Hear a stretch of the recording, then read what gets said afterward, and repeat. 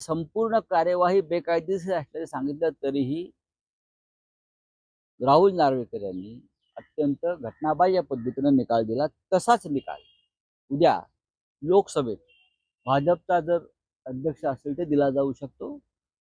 भारतीय जनता पक्षाची परंपरा आहे, ज्याचे खावे मीठ त्याची मारावी नीट, बरं का, ही भाजपची परंपरा आहे. त्यामुळे आज ज्यांच्या टेकूवर हे पक्ष सरकार उभं आहे, राष्ट्रीय लोकशाही आघाडीचं, मोदींचं नाही, तर हे सगळ्यात आधी लोकसभा अध्यक्ष झाल्यावर चंद्राबाबू आणि जनता दल युनायटेड, चिराग पासवान यांचे पक्ष फोडतो.